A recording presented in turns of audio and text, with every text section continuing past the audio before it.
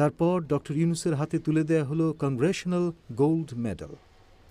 এর আগে doctor Yunus presidential medal of freedom এবং নোবেল শান্তি পদক পাওয়ায় তিনি বিশ্বের সপ্তম ব্যক্তি যিনি একই সাথে এই তিনটি পদকের অধিকারী হলেন। এছাড়া তিনি প্রথম মুসলমান যিনি এই সম্মানের অধিকারী হলেন।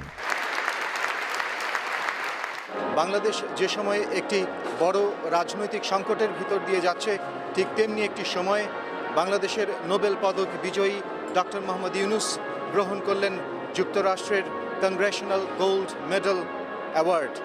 এটি নিঃসন্দেহে বাংলাদেশের ভাবমূর্তি সারা পৃথিবীর কাছে আন্তর্জাতিক মঞ্চে আরেকবার উজ্জ্বল করল। If we fix our system, nobody in the world will be a poor person. Nothing is wrong in the poor people. Each human being is packed with unlimited creative capacity. ধন্যবাদ বক্তব্যে ডক্টর ইউনূস বললেন, system বা ব্যবস্থাকে ঠিক করতে পারলে বিশ্ব থেকে দারিদ্র্য বিদায় নেবে। তিনি জোর দিয়ে বললেন, দরিদ্র মানুষের কোনো দোষ নেই, প্রতিটি মানুষই হল অসীম সম্ভাবনার আধার।